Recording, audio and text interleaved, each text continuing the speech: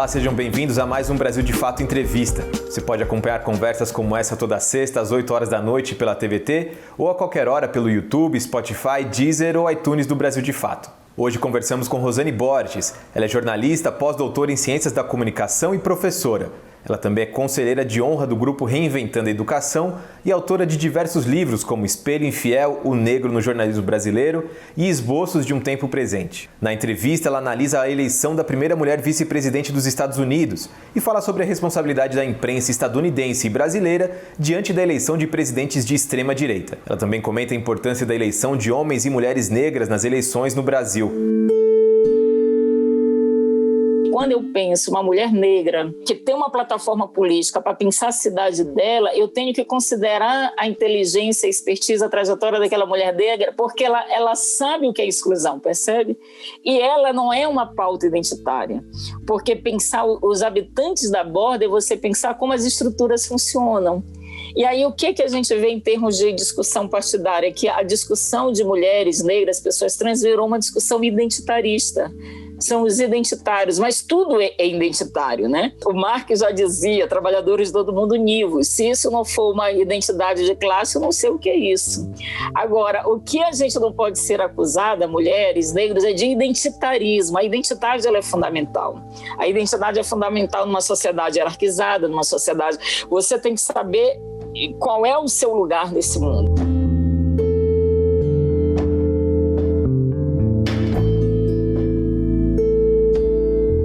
Eu acho que é uma vitória, né? A gente não pode desconsiderar isso, principalmente no ano que os Estados Unidos e o mundo presenciaram a morte do George Floyd, não porque aquela morte seja algo inusual, né? De novidade. No Brasil, a gente tem a cada 23 minutos um George Floyd, mas eu acho que o George Floyd ele marca um ponto de inflexão sobre o racismo policial, o racismo institucional, e o mundo todo assistiu de maneira entre constrangedora e vergonhosa e raivosa a morte de alguém que durante 8 minutos dizia que não estava podendo respirar, com o coturno de um policial que era puro ódio, né? Aquela morte ali durante... Ele sabia que ele estava matando, né? Não foi um erro tático, eu peguei pesado no momento de paralisar o cara, enfim, não. Ele sabia que ele estava matando. Então, por que eu acho que é importante, né, ter uma mulher negra, né, na vice-presidência da potência que é os Estados Unidos, a despeito dela não ser mais a grande potência, né, mas ainda é, digamos, um país que dita a política mundial. Eu acho que porque o debate racial ele é uma das grandes questões da política contemporânea, e isso a gente não pode descartar, né? O que a gente chama de alterofobia, o supremacismo branco, essas mortes, a tentativa da morte do outro, sempre tem um fundamento racial. Ele pode até não ser um racial negro em alguns lugares do mundo, mas em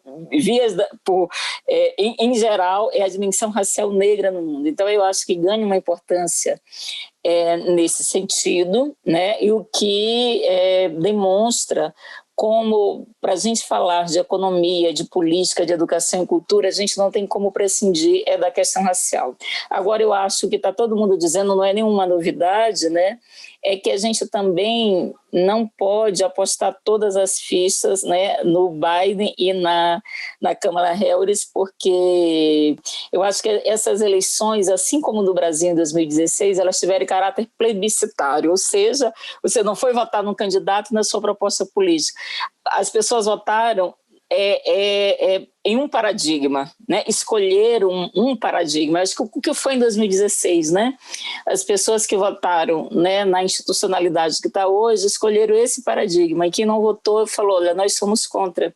Então eu acho que é nesse contexto que as leituras, né, a gente pode avaliar a presença de uma primeira mulher negra.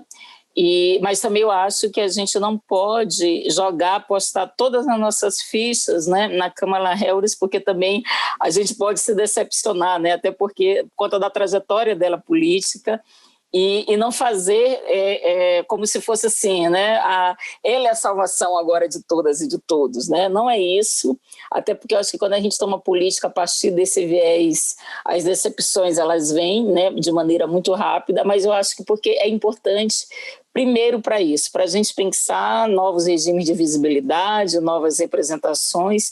Eu acho que os dois, a despeito, né, das críticas que eu tenho, enfim, que a gente avalia em relação aos dois, os dois eles trazem a política para um nível de razoabilidade. Acho que é isso que a gente está precisando, sabe? Porque o que estava em margem era o politicismo, como muitos dizem, né? Alguns pensadores. Então, a gente tem que fazer que as coisas se tornem minimamente razoáveis. O Biden ele tem a chave para mudar, né, toda a postura dos Estados Unidos em relação, por exemplo, a países latino-americanos? Não, né, e os democratas não farão, mas eles trarão a possibilidade dessa razoabilidade que é um critério fundamental para o exercício da política. A gente estava fora de qualquer nível de razoabilidade, né? Não havia conversa, não poderia haver diálogo com o que a gente estava vivendo, era barbárie, né? Era o rompimento total do pacto civilizatório. Cada lugar, cada país tem sua dinâmica própria, né, de fazer política.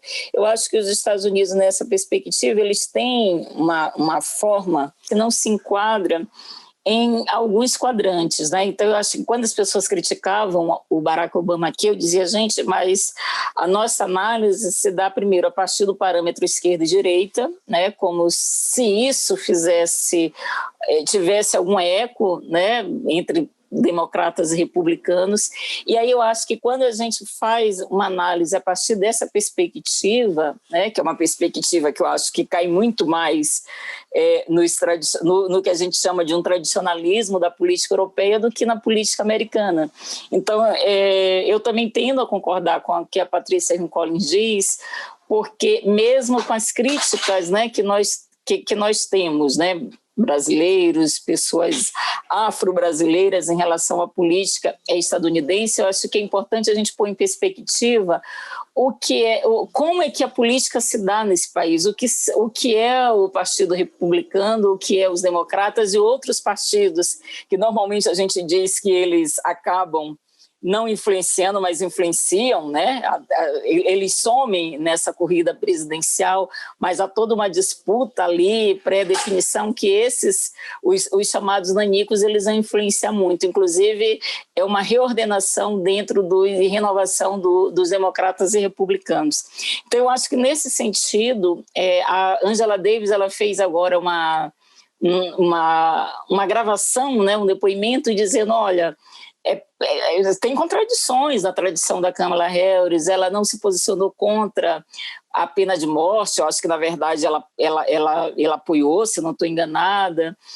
Tem uma coisa em relação ao julgamento, ao envio, né, de homens negros para a prisão, que também ela foi ali meio mais do que omissa, enfim, é uma trajetória que com contradições, mas que no contexto estadunidense, eu diria até em outros contextos, não digamos, algo que tensione e que deslegitime a presença dela como uma pessoa capaz, né, de pensar política, de trazer um novo alento para os Estados Unidos. Porque eu acho que... E eu sempre dizia também para os meus amigos do Brasil, eu falei, olha... a gente também tem que tomar cuidado porque para a gente não cair nas armadilhas do racismo, porque quando um presidente negro ou uma mulher negra são eleitos, a gente quer que eles sejam o mais esquerdista possível. E isso é muito cruel, porque a trajetória dos democratas não é essa necessariamente. Não é? Então a gente estava naquele momento exigindo algo para o Obama que não estava dentro, digamos, do enquadre político dos democratas e da trajetória dele, né? E ainda assim eu acho que com as críticas que eu tenho em relação à política belicista, enfim, drones, né? Eu ainda acho que ele foi uma experiência extraordinária, porque tiveram coisas que a gente sabia que ele iria fazer, mas tem coisas que a gente diz assim, olha, o Obama também não vai fazer isso, né? E aí eu acho que é um pouco isso, pensar política... Pensar Estados Unidos é pensar também como é que eles tentam responder à expectativa do que o americano quer em relação à projeção de nação, né? Essa ideia do que foi o 2001, não é? Eles queriam vingança. eu acho que ficaria difícil, mesmo se ele quisesse promover um outro tipo de política em relação ao que foi em 2001, entendeu? Não tinha mais, em 2011, Obama dizer, não, a gente não vai perseguir o Bin Laden, a gente não vai, sabe? Ou jogava aquele jogo, ou seria possível ele governar. Não, e aí eu não estou com isso querendo dizer que a gente não deva pôr em exame e criticar essas figuras, né, negras ou brancas, né, quando elas se colocam, digamos, no campo da razoabilidade, né? Eu acho que por elas estarem nesse campo que a gente tem que criticar, que a gente tem que exigir, que a gente tem... Agora é um pouco isso, eu acho que a crítica ela sempre se dá a partir de um quadrante, né? E aí eu acho que a política estadunidense ela tem as suas complicações, os seus labirintos, né? As suas sinuosidades que às vezes uma leitura só esquerda e direita, progressista ou conservador, ela não alcança, né? E aí eu acho que a gente derrapa nas análises porque a gente se pega muito nessas chaves analíticas, né? E a gente não consegue perceber aí nuances e determinadas dificuldades, né? Eu acho que esse é um dos pontos altos dessa eleição, ou baixo, né? A gente ouvi aquilo, eu gostei, eu vibrei, eu falei, é isso mesmo, esse cara tem que ser parado, não é possível, não sei o quê. Mas do ponto de vista ético, a pergunta era essa saída, né? Porque eu acho que se por um lado ela é moralmente justa, do ponto de vista ético ela abre um precedente que é complicado para o jornalismo. Não, porque do ponto de vista, digamos, de uma regra, né, entre aspas, o mais certo seria eles deixarem ele falar e ao final da fala dizer, olha, mentiu, isso não se verifica a partir dos dados, né, dos argumentos, mas eles não permitiram. Agora, isso nos leva também essa coisa do precedente, né? O que será o jornalismo profissional nas coberturas políticas, né? A partir dessa intervenção ao vivo. Eu acho que isso também nos leva a pensar, quando a gente tem um jornalismo permissivo, porque se aquelas emissoras elas tiveram que fazer aquilo, é porque elas já tinham permitido que ele chegasse àquele momento. Então, tá bom, foram corretas, eu acho que é uma ação moralmente justa, mas também elas são responsáveis, eu diria mais do que isso, elas são culpadas daquele cara permanecer fazendo o que faz, falando o que faz e ir para a televisão se achando no direito de mentir. Ou seja, a permissividade ela foi tão grande que chegou um momento que o jornalismo ele não tinha mais recurso ético. Só tinha ali uma postura moral, mas porque o próprio jornalismo ele esgotou sob esse ponto de vista, né? Ele abriu a guarda e permitiu. Eu acho que foi uma situação extrema, necessária daquele momento, mas cria horizontes do possível, né? Cria o horizonte do possível. Mas isso, o grande aprendizado disso é quando e aquela ação só revela o quanto que a gente não estava mais dentro de um padrão civilizatório. A gente estava, porque com a barbárie tudo pode. E tem aquela frase que diz, onde tudo vale, nada vale. Era esse o jogo do Donald Trump. E ele empurrou o jornalismo para esse jogo. Havia uma preocupação da nossa imprensa em qualificar, né, o Bolsonaro, a sua postura, de maneira a não nomear o que realmente né, é o monstro. Isso eu acho que foi uma permissividade, não trata-se aí de uma questão partidária, ideológica, de tomar defesa de partido, mas é uma questão de responsabilidade do jornalismo, é uma questão civilizatória, porque tem uma frase que eu gosto muito, né, que é do Wittgenstein, que diz, o que não pode ser dito tem que ser calado. Eu lembro que quando ele falou que ele não estuprava sua colega de casa porque ela não merecia, porque ela não era muito feia, eu vi editoriais repudiando, mas eu acho que tudo que a gente viu na época da imprensa brasileira, o tom tinha que ser muito mais alto, sabe? Dizer assim, deputado, é isso mesmo que o senhor falou? Porque assim, esse cara não foi cassado. Mais do que isso, ele vira presidente da República. Então, veja, nós também fomos muito permissivos em relação ao que ele dizia. Então, ele ofendeu quilombolas, isso é tolice. Ele falava coisa contra mulheres, isso é tolice. Então, essa permissividade que a imprensa, tanto lá quanto aqui, tiveram, paga-se um preço muito alto. E a nossa está tentando corrigir o erro hoje, né? Elevando o tom, com editoriais mais duros, como se fosse uma novidade, né? Mas ele não enganou ninguém, tanto quanto o Donald Trump lá, quanto o nosso presidente aqui. Então, eu acho que a gente tem como é que a gente realmente repensa o que é o papel do jornalismo, né? Porque o jornalismo, ele atua para qualificar uma esfera pública ou ele não existe, né? Ou ele não deveria existir. Então, e pensar uma qualificação de esfera pública é a gente transitar nesses marcos que a gente chama de civilizatórios, né? Um presidente que diz isso para sua colega de casa, ele rompeu com qualquer marco civilizatório. Então, ele deve ser parado em nome disso, né? Não é porque é de direita, não, é porque ele rompeu, ele feriu, né? Se o racismo, né, como bem vem dizendo o movimento negro brasileiro desde a década de 70, e hoje a gente tem a renovação desse debate com o livro do Silva Almeida, né, um racismo estrutural, né, ele dá um impulso renovado a essa discussão, né, daquele livro assim, de maneira muito exemplar. Se realmente ele é estrutural, significa dizer que pensar política na sua institucionalidade é pensar como é que a gente enfrenta o racismo, porque o que faz Brasil é dinamizado pelo racismo.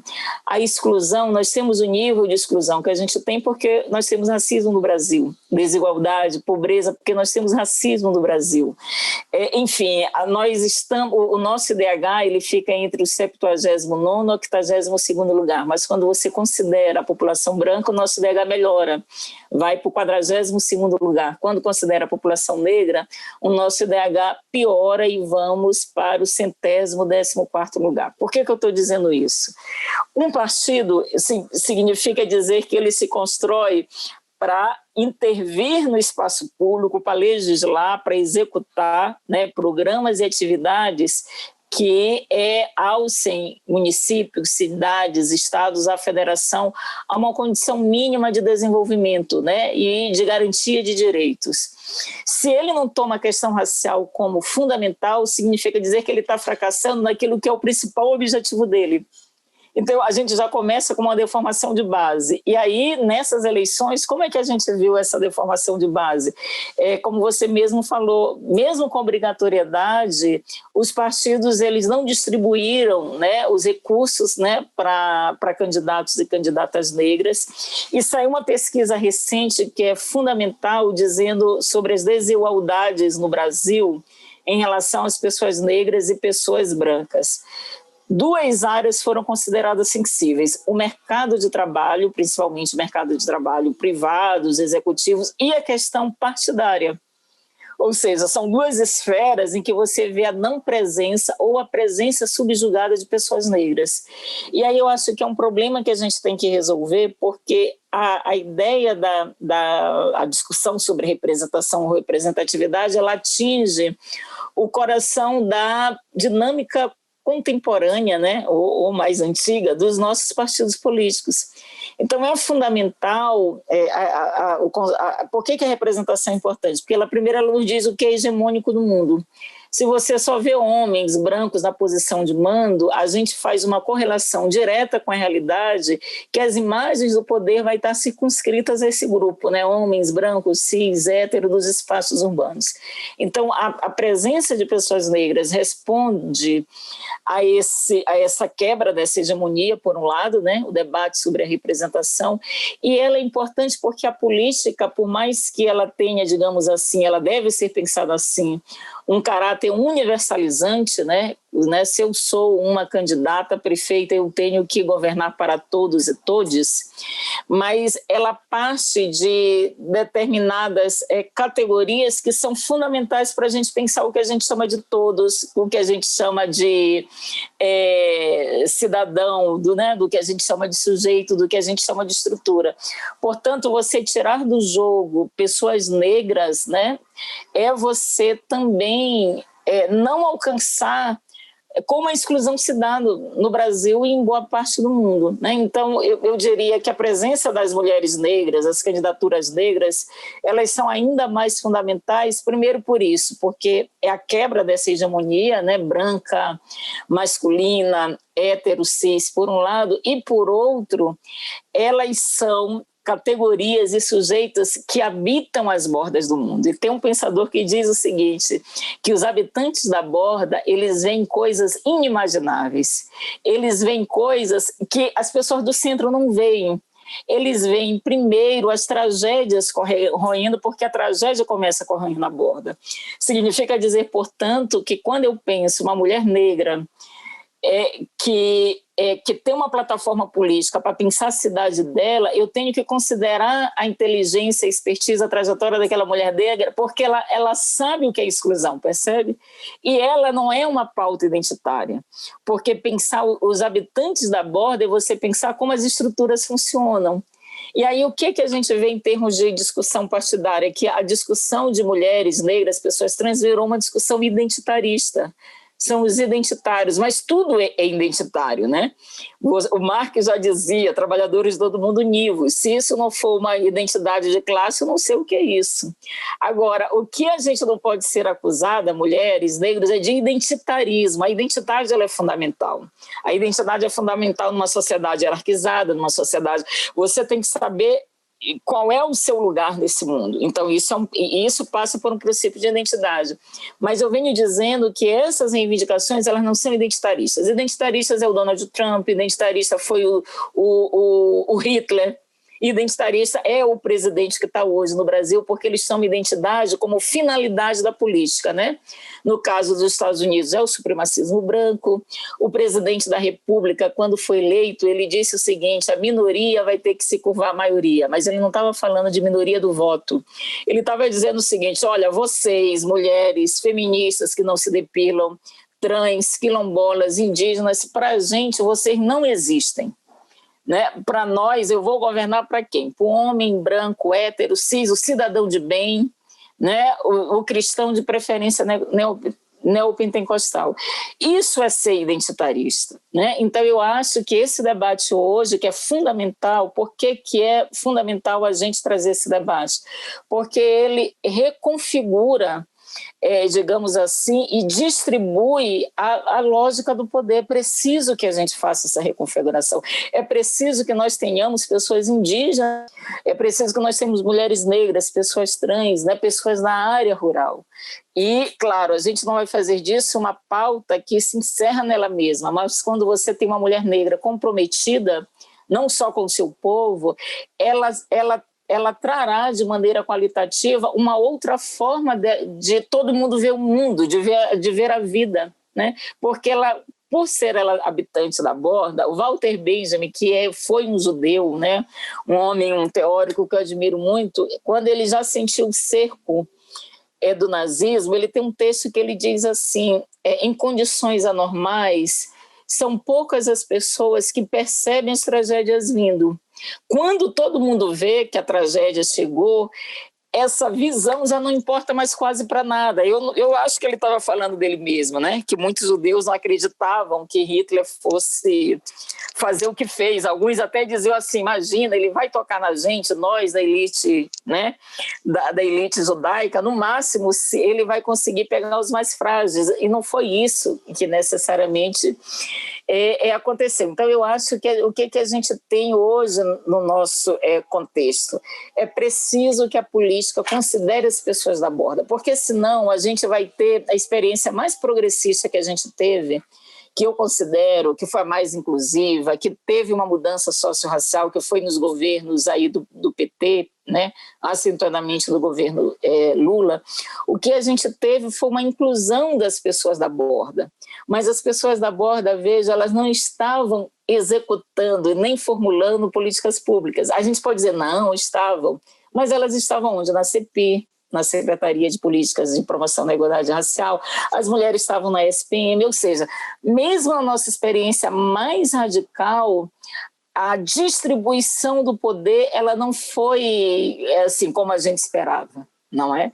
Então é preciso que a gente pense política. Uma política ela é progressista não quando os habitantes da borda eles são destinatários de políticas públicas, mas quando eles são convocados a pensar o comum, a pensar os destinos de uma coletividade. O que nós queremos, né, é participar dessa distribuição do comum, porque a política é esse exercício, né?